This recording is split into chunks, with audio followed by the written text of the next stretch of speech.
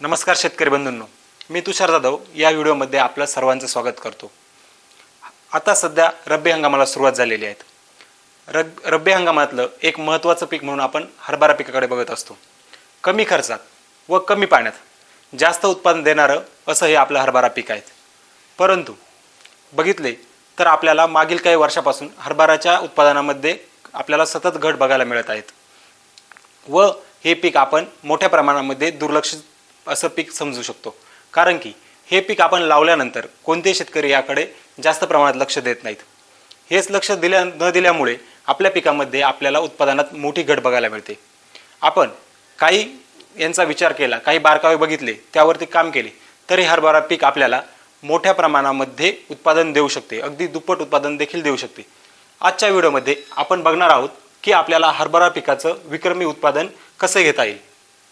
यामध्ये आपण सर्वात पहिले बघणार आहोत जे काही आहे आपली जमिनीची निवड आपण कशी करू शकतो, त्यानंतर आपल्या लागवडीची योग्य वेळ काय असेल, त्यानंतर वाणांची निवड, आपल्याला कोणकोणत्या वाणांची लागवडीसाठी निवड करायची याविषयी आपण माहिती घेणार आहोत।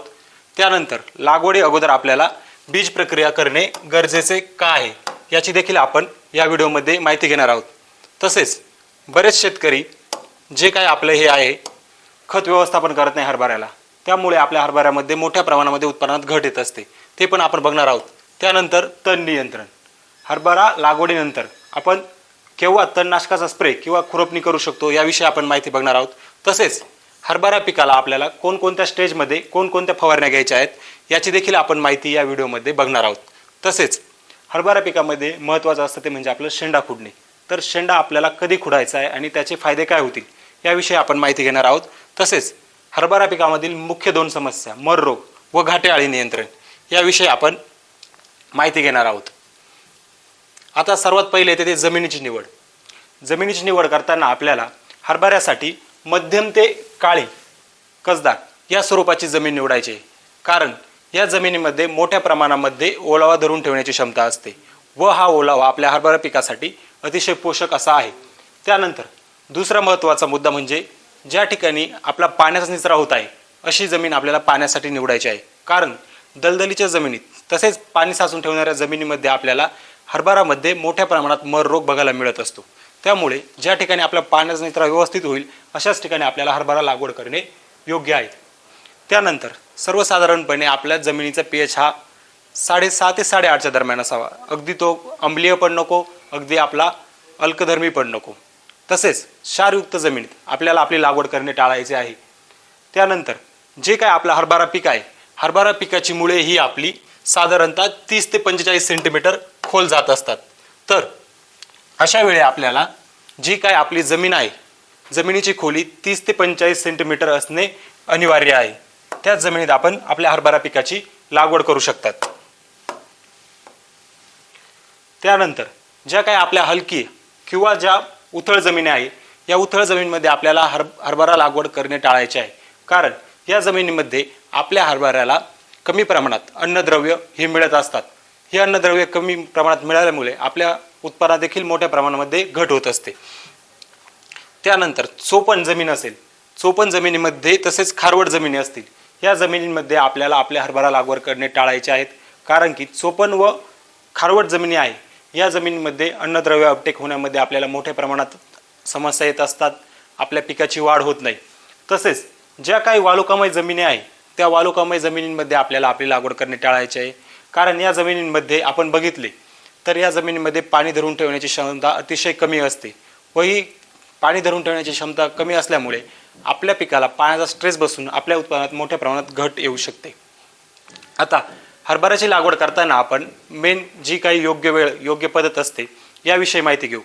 आपल्याला हरभरा लागवड करायची असेल तर हरभरा लागवडीसाठी आपल्याला 2 पद्धतीने लागवड करता येते किंवा आपण 3 पद्धतीने सुद्धा आपली लागवड करीत असतो। तर त्यामध्ये पहिली जी असते ती आपली म्हणजे जिरायती कोरडवाहू ही जी लागवड असते ती लागवड आपली पूर्णपणे पावसाच्या पाण्यावरती अवलंबून असते। ही लागवड करताना आपल्याला साधारणतः सप्टेंबरचा शेवटचा आठवडा ते 10 ऑक्टोबर या दरम्यान लागवड करायची आहे। म्हणजे जेव्हा आपल्या जमिनीतील ओलावा कमी होण्यापूर्वी आपल्याला ही लागवड करायची आहे, किंवा आपण असं म्हणू शकतो की जेव्हा आपलं हस्त नक्षत्र लागतं हस्त नक्षत्रामध्ये आपण जिरायतीची लागवड करू शकता। यावेळेस आपण लागवड केल्यास जो काही आपला परतीचा मान्सून येणार आहे तर या परतीच्या मान्सूनचा देखील आपल्या पिकाला मोठ्या प्रमाणामध्ये फायदा होत असतो व आपल्या उत्पन्नात वाढ होत असते। तसेच जी काही आपल्याला दुसरी लागवड करत असतो आपण ती म्हणजे आपली बागायती, म्हणजे जिथे पाणी अवेलेबल आहे ती ओलिताखाली लागवड आपण करत असतो। ही लागवड आपल्याला साधारणतः 20 ऑक्टोबर ते 10 नोव्हेंबर, जास्तीत जास्त 15 नोव्हेंबर पर्यंत देखील आपण लागवड करू शकतो। कारण की जे काही आपल्या हरभरा पिकासाठी आपल्याला थंडी हवी असते ती थंडी या कालावधीमध्ये आपल्याला अतिशय उत्कृष्ट प्रमाणे मिळते। या कालावधीत आपण लागवड करू शकतात। आपल्याला बागायतीखाली लागवड करायची असेल तर आपण सुरुवातीला जमीन ओलावून जेव्हा ती आपली जमीन वापसावरती येईल अशा वेळेस पेरणी केल्यास आपल्याला उत्पादनात देखील आपली वाढ बघायला मिळत असते। त्यानंतर पुढील जी काय आहे ती म्हणजे उशिरा होणारी पेरणी, जी साधारणतः 15 नोव्हेंबर ते 10 डिसेंबर पर्यंत आपण पेरणी करत असतो। ही पेरणी आपण करू शकता जेव्हा आपल्याकडे पाणी उपलब्ध असेल, आपण उशिरा देखील पेरणी करू शकता। परंतु उशिरा पेरणी केल्यास आपल्या उत्पादनात आपल्याला साधारणतः 30 ते 40% घट बघायला मिळत असते। त्यामुळे आपण जर आपलं जिरायती क्षेत्र असेल तर सप्टेंबरच्या शेवटच्या आठवड्यात ते 10 ऑक्टोबर या कालावधीत पेरणी करू शकता। त्यानंतर जी काही बागायती पेरणी आहे, बागायती पेरणी आपल्याला साधारणतः 20 ऑक्टोबर ते 10 नोव्हेंबर या कालावधीत करणे गरजेचे आहे। त्यानंतर सर्वात महत्त्वाचं आहे तर वाणांची निवड। आपण वाणांची कशा प्रकारे निवड करू शकतो, तर आज आपण बघणार आहोत की जे काय आपले ओलिता खालील असेल, जिरायती असेल, तसेच काबुली हरभरा यांची निवड आपण कशी करू शकतो। आता सुरुवातीला वाणांबद्दल बोलायचे झाले तर हरभऱ्यामध्ये 2 प्रकारचे आपल्याला वाण बघायला मिळतात। पहिलं जे असतं ते म्हणजे आपलं देशी वाण, ज्याला आपण लोकल ब्रीड म्हणू शकतो। दुसरं येतं आपलं काबुली, त्यालाच आपण डॉलर सेगमेंटचे वाण देखील म्हणत असतो। तर या वाणांविषयी आपण थोडक्यात माहिती घेऊ। यामध्ये सर्वात पहिलं जे काही वाण आहे ते वाण म्हणजे आपलं फुले विक्रांत, महात्मा फुले कृषी विद्यापीठ राहुरी यांनी विकसित केलेलं हे वाण आहे। या वाणाचा कालावधी साधारणतः आपला 105 ते 110 दिवसांचा आहे। या वाणाचं जे काय आहे बियाण्याचं प्रमाण ते आपल्याला 30 किलो प्रति एकर पेरणीच्या स्वरूपात लागत असतं। तसंच आपण टोकन केल्यास आपल्याला 15 किलो प्रति एकर या प्रमाणामध्ये होत असतं। तसंच हे वाण आपलं जिरायती, बागायती, उशिरा या तिन्ही सेगमेंटमध्ये चालणारं वाण आहे व त्याचे उत्पादन अतिशय चांगले आहे। तसेच हे वाण मर रोगास देखील प्रतिरोधक आहे। त्यामुळे या वाणाची आपण आपल्या लागवडीसाठी निवड करू शकतात। तसेच बागायती क्षेत्र असेल तर बागायती क्षेत्रासाठी हमखास या वाणाची तुम्ही निवड करू शकतात। त्यानंतर दुसरं महत्त्वाचं वाण आहे ते म्हणजे दिग्विजय। दिग्विजय हे वाण आपलं साधारणतः 90 ते 95 दिवसामध्ये तयार होत असतं। या वाणाचं आपलं एकरी प्रमाण आहे 25 ते 30 किलो प्रति एकर या प्रमाणामध्ये तुम्ही वापरू शकता। हे वाण देखील आपलं जिरायती, बागायती आणि उशिरा अशा तिन्हीमध्ये सेगमेंटमध्ये चालणारं वाण आहे। हे वाण देखील आपले बर रोगासमध्ये अतिशय प्रतिकारक आहे। तसेच जिरायत आणि बागायती अशा दोन्ही क्षेत्रासाठी हे चालणारं वाण आहे। या वाणाची देखील आपण जिरायतीला लागवड केल्यास आपल्याला हमखास उत्पादन हे मिळत असतं। त्यानंतर पुढचे वाण जे आहे ते म्हणजे आपले फुले विक्रम। फुले विक्रम हे वाण महात्मा फुले कृषी विद्यापीठ राहुरी यांनी विकसित केलेलं वाण आहे। साधारणतः या वाणाचा कालावधी देखील 105 ते 110 दिवसाच्या दरम्यान आहे। या वाणाचे बद्दल बोलायचे झाले तर या वाणाचं महत्त्वाचं वैशिष्ट्य म्हणजे जे काही हे वाण आहे या वाणाची वाढ अतिशय चांगली आहे व जे आपण हार्वेस्टर वापरत असतो तर मेकॅनिकल हार्वेस्टरने देखील आपण हे वाण काढू शकतो।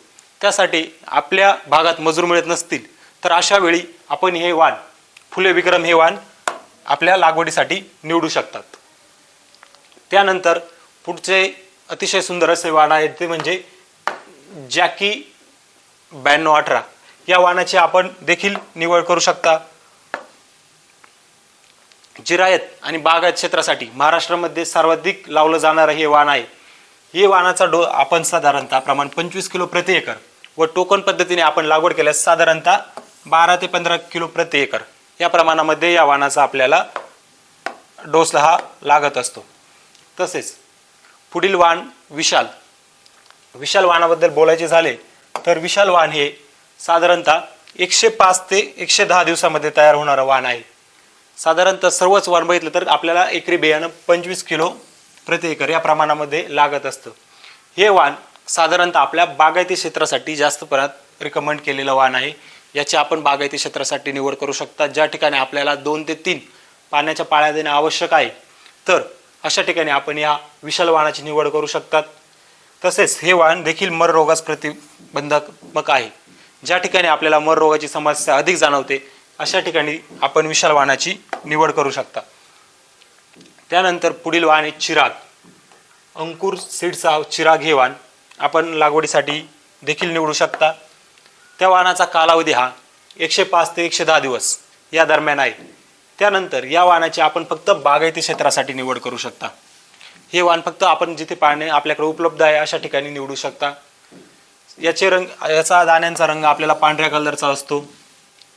तसेच जास्त टपोरे दाणे असल्यामुळे या वाणाला बाजारामध्ये सर्वाधिक भाव असतो. त्यामुळे ज्या ठिकाणी पाणी उपलब्ध आहे अशा ठिकाणी चिराग हे वाण निवडले तर उत्पादन देखील वाढत असते व आपल्याला बाजारामध्ये देखील अधिक प्रमाणात भाव मिळत असतो. त्यानंतर जे काय आपले जिरायत क्षेत्र असते तर जिरायत क्षेत्रासाठी जे काही वाण चालणार आहेत त्या वाणांविषयी आपण थोडक्यात माहिती घेऊ. त्यामध्ये पहिलं वाण आहे ते म्हणजे दिग्विजय किंवा आपलं राजविजय RVG 204. साधारणतः या बियाण्याचं प्रमाण जे आहे आपलं ते 25 किलो प्रति एकर या प्रमाणामध्ये या बियाण्याची आपण लागवड करू शकतात. तसेच या बियाण्याचा कालावधी आपला 105 ते 110 दिवस या दरम्यान आपला या बियाण्याचा कालावधी असतो. या वाणाची आपण लागवड जी आहे ती तिन्ही याच्यासाठी करू शकतो. जिरायतीसाठी पण करू शकतो, बागायतीसाठी पण करू शकतो आणि उशिरा पेरणी या तिन्ही सेगमेंटमध्ये या वाणाची आपण निवड करू शकतात. तसेच जिरायती क्षेत्रासाठी बाजारात सगळ्यात चांगला भाव मिळवून देणारं हे एक वाण आहे. तसेच मर रोगास प्रतिकारशक्ती या वाणाची देखील चांगली आहे. या वाणाची आपण देखील लागवडीसाठी जिरायत क्षेत्रासाठी मोठ्या प्रमाणामध्ये लागवड करू शकता.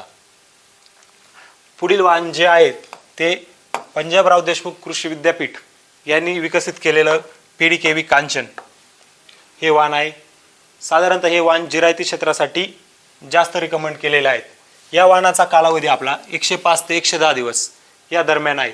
तसेच हे वाण आपले जिरायत आणि बागायत अशा दोन्ही क्षेत्रासाठी आपलं रिकमेंडेड केलेले आहेत.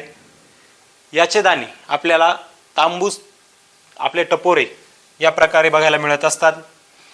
तसेच हे वाण मर रोगास देखील अतिशय प्रतिकारक वाण असे आहे.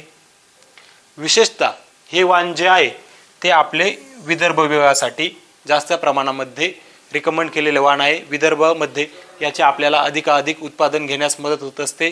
म्हणून विदर्भाचे जे काही शेतकरी असतील तर विदर्भामधील शेतकरी आपण PDKV कांचन या वाणाची लागवडीसाठी निवड करू शकतात.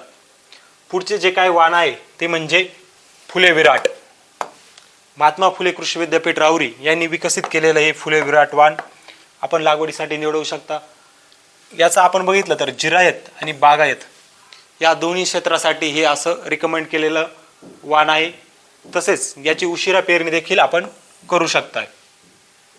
हे फुले विराट बद्दल बोलायचे झाले तर फुले विराट हे आपलं एक काबुली वाण आहे, म्हणजे आपलं डॉलर सेगमेंटमधलं. याच्या आपल्याला दाणे अधिक टपोरे मिळतात. तसेच उत्पादन बघितले तर बागायती उत्पादन आपल्याला साधारणतः 35 ते 40 क्विंटल पर हेक्टर इतके उत्पादन मिळत असते. तसेच मर रोगास देखील हे वाण अतिशय प्रतिकारक आहे व जिरायत आणि बागायत अशा दोन्ही पेरणीसाठी हे वाण अतिशय योग्य आहे. पुढचे जे वाण आहे ते म्हणजे आपल्या डॉलर सेगमेंटमधले फुले कृपा. फुले कृपा वाणाची देखील आपण आपल्या लागवडीसाठी निवड करू शकता. यामध्ये याचं साधारणतः कालावधी 105 ते 110 दिवसाच्या दरम्यान आहे. हे खास आपल्या बागायती क्षेत्रासाठी रिकमेंड केलेले वाण आहे. साधारणतः बागायती क्षेत्रामध्ये 30 ते 32 क्विंटल पर हेक्टर या प्रमाणामध्ये आपल्याला हे उत्पादन देत असतात. या वाणाची प्रमुख वैशिष्ट्ये बोलायची झाले तर जास्त टपोरे दाणे असणारा हा काबुली डॉलर सेगमेंटमधला वाण आहे. तसेच या वाणाची जे काही फुले कृपा हे वाण आहे याचे आपल्याला दाणे हे पांढऱ्या रंगाचे असतात आणि त्याचं आपल्या बाजारामध्ये विशेष आकर्षण असतं व आपल्याला या वाणामधून अधिक उत्पादन मिळतं, पण बाजारामध्ये चांगला भाव देखील हा मिळत असतो. आपण साधारणतः 100 दाण्यांचे वजन केले तर 100 दाण्यांचे वजन हे आपल्याला साधारणतः 60 ग्रामपर्यंत भरत असते, म्हणजे वजनाला देखील अतिशय चांगलं हे वाण आहे. त्यानंतर पुढचं वाण जे डॉलर सेगमेंटमधीलच आहे ते आहे जे काही PKV2 किंवा PKV2 हे जे वाण आहे या वाणाची देखील आपण निवड करू शकतात.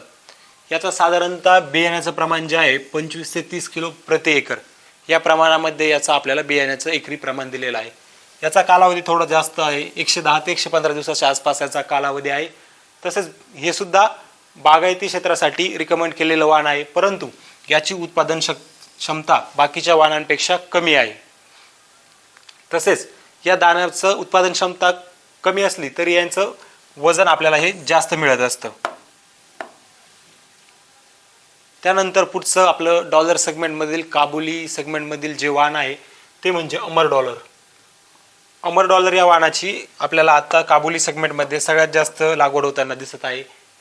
तर याचं प्रमाण जे काय आहे आपलं ते पेरणी केल्यास आपल्याला साधारणतः 25 किलो प्रति एकर व टोकन पद्धतीने लागवड केल्यास साधारणतः 10 ते 12 किलो प्रति एकर या प्रमाणामध्ये आपल्याला लागत असते. तसेच याचा कालावधी देखील खूप जास्त आहे, 120 ते 130 दिवस या दरम्यान आपल्याला हा काढणीसाठी येत असतो.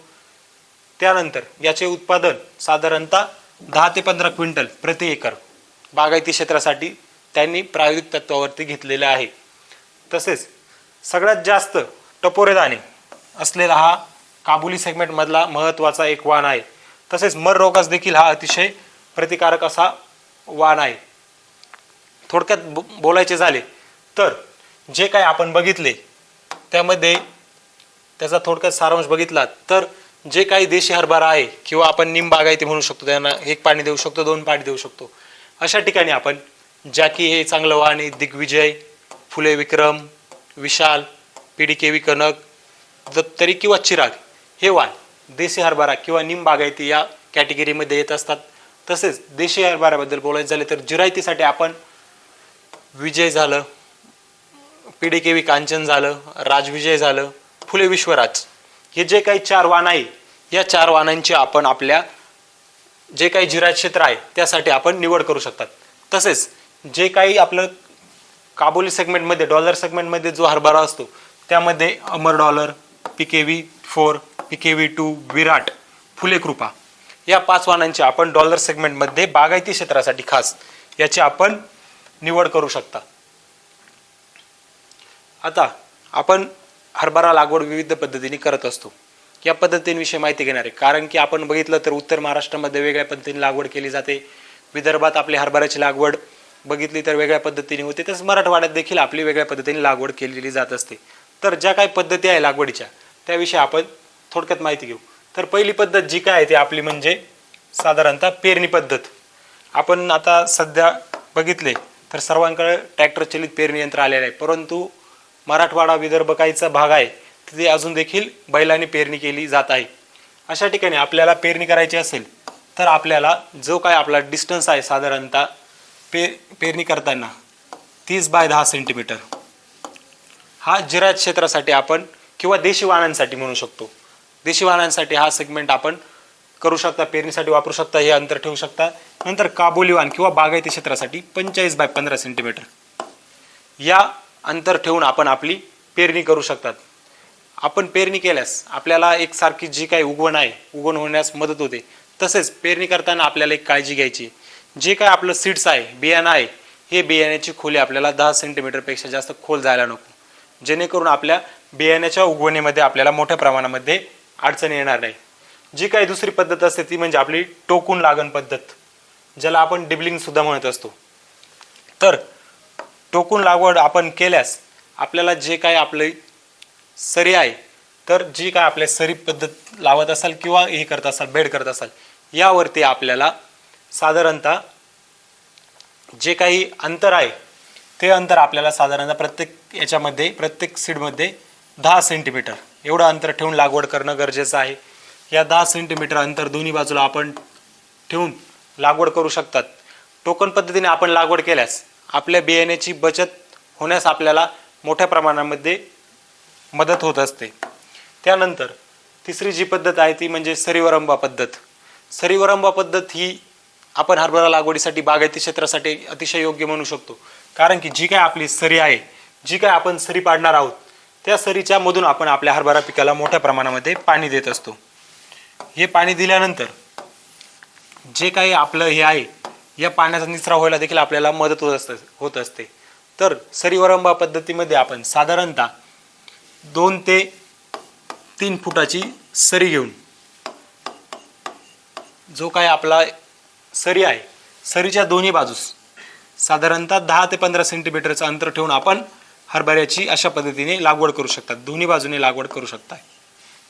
या पद्धतीने आपण लागवड केल्यास आपल्याला उत्पादन देखील अधिक मिळते. तसेच आपले जे ॲव्हरेज आहे ते ॲव्हरेज वाढायला देखील आपल्याला मदत होत असते. तर सध्या मोठ्या प्रमाणात वापरत असलेली पद्धत जी काय आपण त्याला ब्रॉड ब्रेड फरो म्हणजेच आपली गादी वाफा पद्धत सर्वत्र ट्रॅक्टर पेरणी यंत्राच्या सहाय्याने आपण करत असतो. या पद्धतीमध्ये साधारणतः जो काय आपला वाफा आहे तो आपण 4 ते 5 फुटाचा आपला वाफा पाडत असतो व त्यानंतर पेरणी यंत्राच्या सहाय्याने साधारणतः 4 ओळीमध्ये आपण याची मोठ्या प्रमाणामध्ये लागवड करत असतो. याने देखील आपल्याला बियाणे हे कमी लागत असते व बियाणे कमी लागल्यामुळे आपल्याला आपल्या उत्पन्नात व खर्चात देखील बचत झालेली बघायला मिळत असते. यानंतर महत्त्वाचा मुद्दा येतो वाण निवडून झाले लागवड करण्या अगोदर जे काय असतं ते म्हणजे बियाण्यावरती बीज प्रक्रिया करणं गरजेचं आहे का. बघायला गेलं तर हरभरा पिकामध्ये सर्वात मोठी समस्या जी आपल्याला आहे ती म्हणजे आपला मर रोग, जो आपल्या फ्युजेरियम ऑक्झिस्पोरम नावाच्या बुरशीमुळे येत असतो. तर आता या फ्युजेरियम ऑक्झिस्पोरमचे जे काही स्पोर्स असतात ते आपले जमिनीत असतात व काय आपल्याला बघायला गेले तर काय आपले सीडबॉर्न देखील असू शकतात. या फ्युजेरियम ऑक्झिस्पोरमच्या स्पोर नियंत्रणासाठी किंवा पुढे जाऊन त्याचं आपल्याला काही इन्फेक्शन होऊ नये यासाठी आपल्याला बीज प्रक्रिया करणं गरजेचं आहे. त्यानंतर बीज प्रक्रिया केल्यास जी काय आपल्या रोपांची उगवण आहे ती रोपांची उगवण एकसारखी होते व चांगल्या प्रमाणामध्ये आपल्याला जर्मिनेशन बघायला मिळत असते. पुढचा महत्त्वाचा मुद्दा म्हणजे आपण सीड ट्रीटमेंट केल्यास जे काय आपले रोपाची मुळे आहे ही रोपाच्या मुळ्यांची आपल्याला चांगली वाढ व विकास तसेच त्यांचे मोठे नेटवर्क झालेले बघायला मिळत असते. तसेच सुरुवातीची वाढ ही अतिशय सशक्त व जोमदार अशी होत असते. तर बीज प्रक्रिया करताना आपल्याला कोणते घटक वापरणं गरजेचं आहे. बीज प्रक्रिया करताना आपल्याला जे काही आपले चांगले बुरशीनाशक असेल व कीटकनाशक असेल याचे आपण हे बीज प्रक्रिया करू शकतात.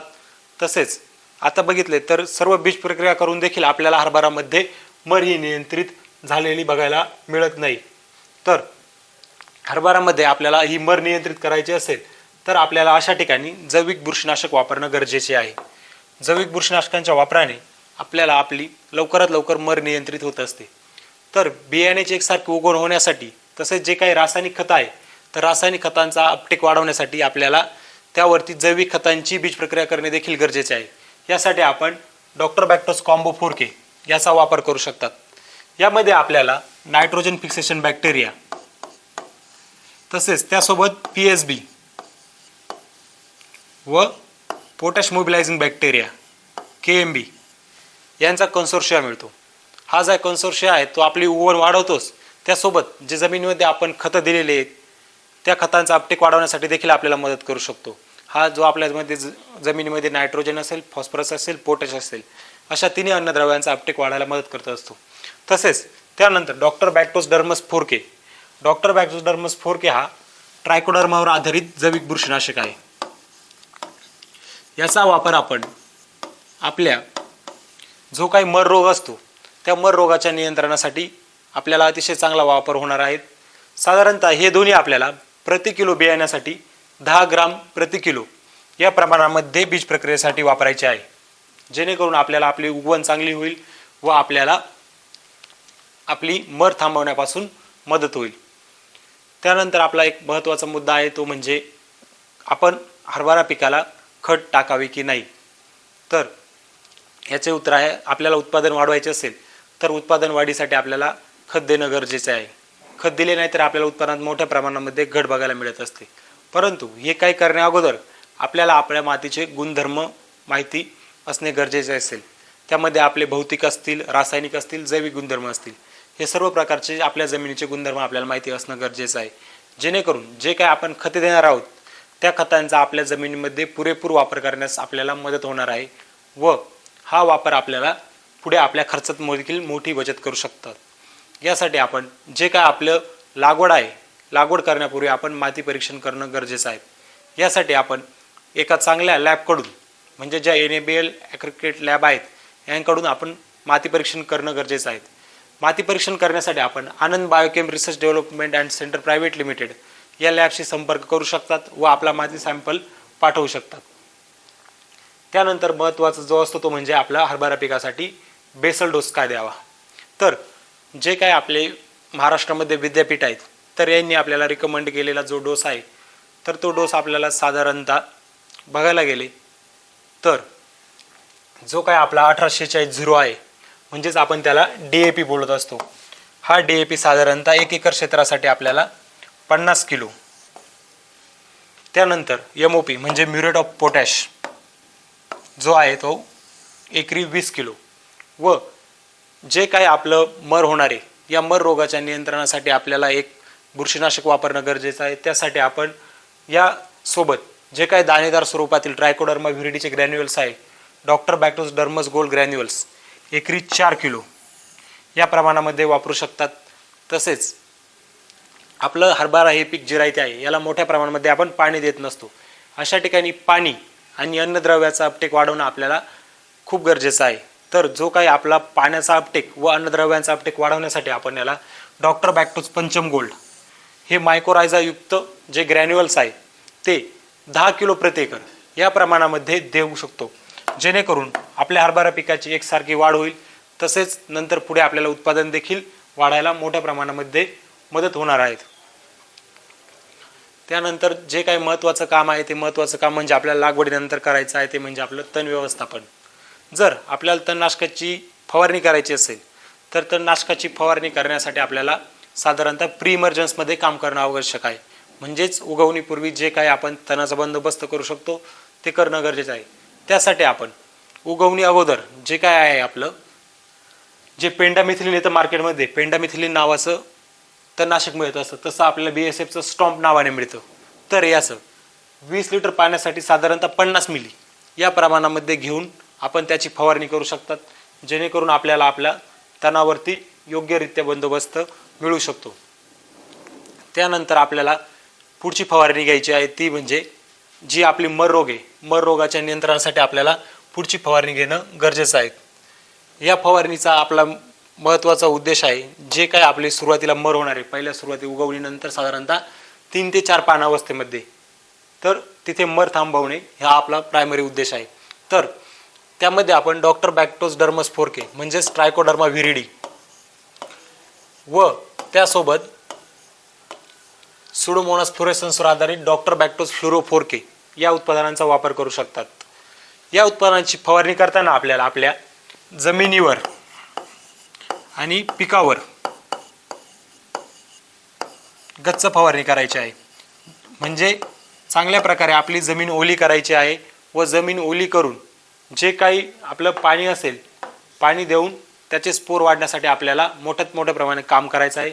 जेणेकरून हे जे काही आपले बेनिफिशियल मायक्रो ऑर्गॅनिझम्स आहे हे वाढून जे काही आपल्या जमिनीमध्ये फ्युझेरियमचे स्पोर्स असतील तर यांना कंट्रोल करण्यासाठी आपल्याला मोठ्या प्रमाणामध्ये मदत करणार आहेत.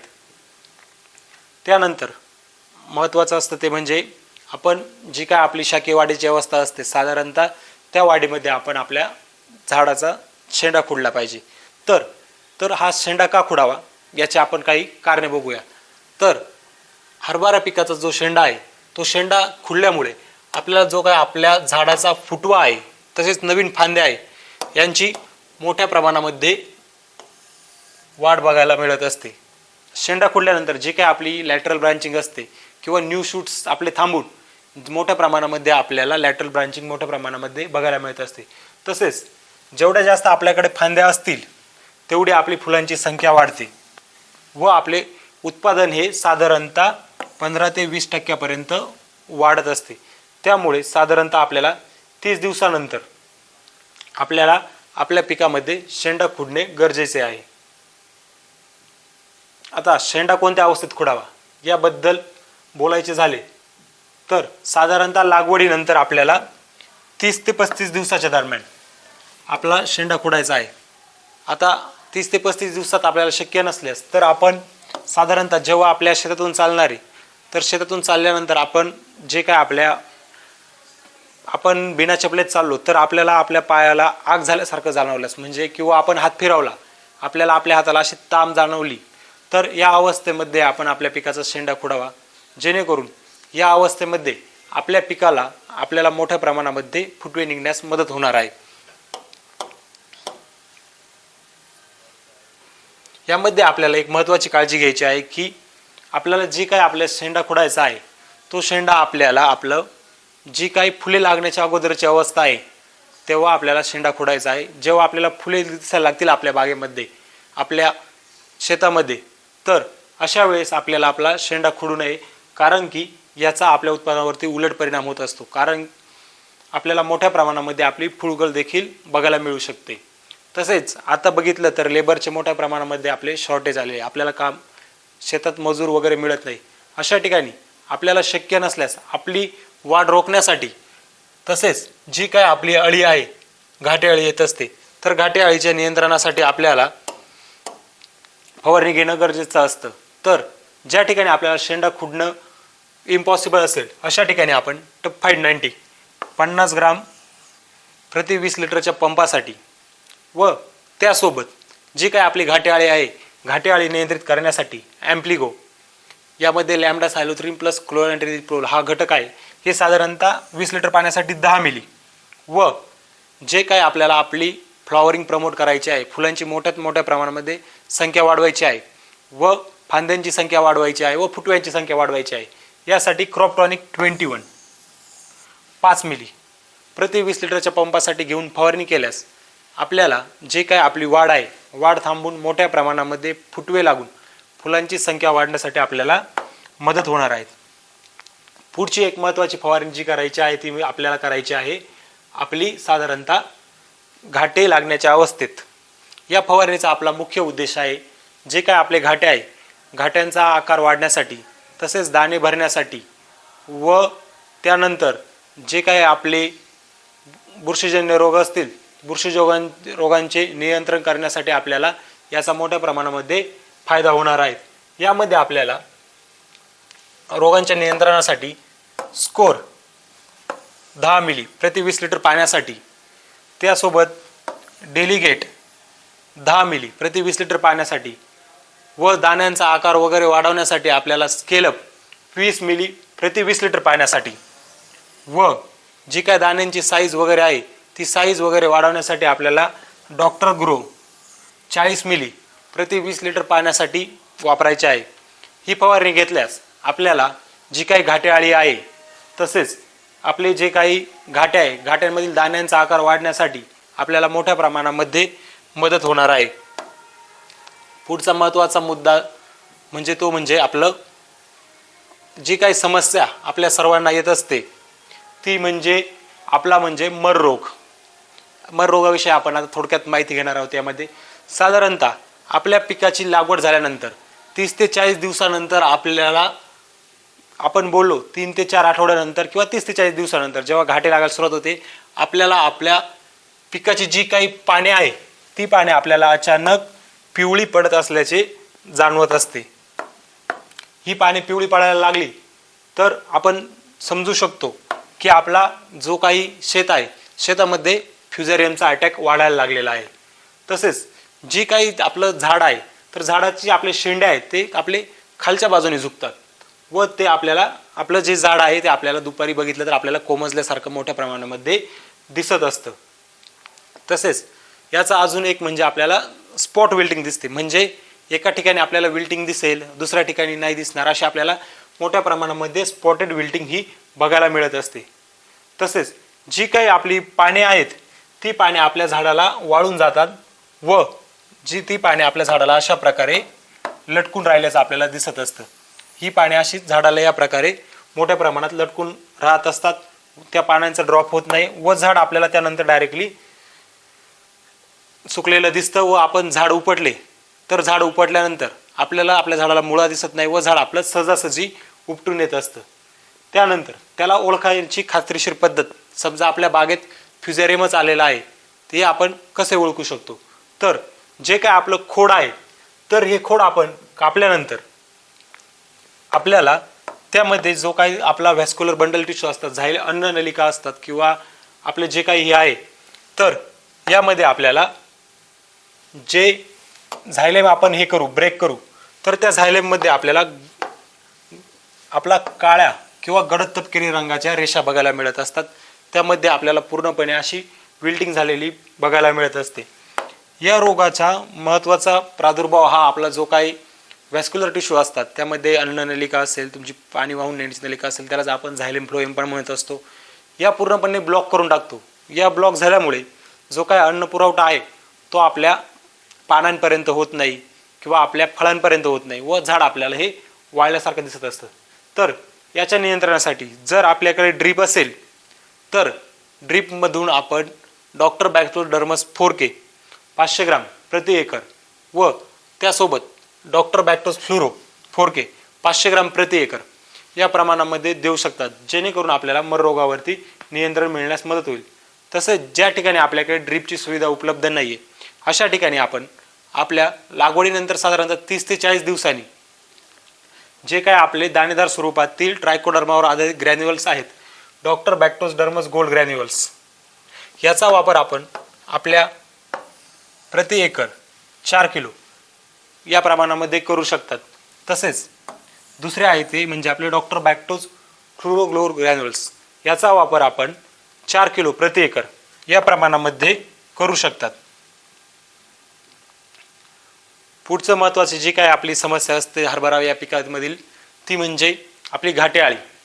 घाटे अळी नियंत्रित करण्यासाठी आपण विविध प्रकारचे केमिकल इन्सेक्टिसाइड वापरत असतो, परंतु एवढे करून देखील आपल्याला आपल्या घाटे अळीवर नियंत्रण मिळत नाही. जी काही घाटे अळी आहे ती आपला पूर्णपणे जो काही हरभऱ्याचा घाटा असतो तो पोखरून त्यामधील दाण्यावर आपली उपजीविका करते. तिला आपल्याला प्रिव्हेंटिव्हमध्ये योग्य नियंत्रण करणं गरजेचं आहे. त्यासाठी आपण जे काही घाटे अळी आहे घाटे अळीला नियंत्रित करण्यासाठी आपण डॉक्टर बॅक्टोस व्हिवियम 4K जे आपले व्हर्टिसिलियम लॅकॅनी, बिव्हेरिया बॅसियाना व मेटॅरायझम ॲनोसोपोली यावर आधारित आहे ते आपण 30 ग्राम प्रति 20 लिटरच्या पंपासाठी व जे काही बॅसिथ्रो आहे म्हणजेच बॅसिलस थुरिंजिनेसिस याचा वापर आपण 30 ग्राम प्रति 200 लिटर पंपासाठी करू शकतात, जेणेकरून आपल्याला घाटे अळीवरती नियंत्रण मिळण्यास मदत होईल. आजच्या या व्हिडिओमध्ये आपण जी काय आपला हरभरा पीक आहे हरभरा पिकाचं संपूर्ण व्यवस्थापन बघितलेलं आहे. आपल्याला हरभरा पिकाविषयी काही अडचण असल्यास जे काय आमचं आनंद क्रॉप गुरु ॲप्लिकेशन आहे या आनंद क्रॉप गुरु ॲप्लिकेशनवरती आपण आपला प्लॉट रजिस्टर करू शकतात. यावरती आपल्याला हरभरा पिकाचं विनामूल्य असं मार्गदर्शन उपलब्ध आहेत. जे काय आपल्याला समस्या असतील हरभरा पिकाविषयी ते आपण त्या ठिकाणी प्लॉट रजिस्टर करून आम्हाला प्रश्न विचारा या सेक्शनमध्ये विचारू शकतात, जेणेकरून आम्ही आपल्यापर्यंत लवकरात लवकर पोहोचण्याचा प्रयत्न करू. तसेच भरपूर शेतकरी बंधूंनी आपले आनंद ॲग्रो केअरचे यूट्यूब चॅनल अजून सबस्क्राईब केलेले नसेल तरी सर्व शेतकरी बंधूंनी हे आनंद ॲग्रो केअरचे यूट्यूब चॅनल सबस्क्राईब करावेत. तसेच जे काही इतर सोशल मीडिया प्लॅटफॉर्म आहे या प्लॅटफॉर्मला देखील फॉलो, लाईक, शेअर करावे. धन्यवाद.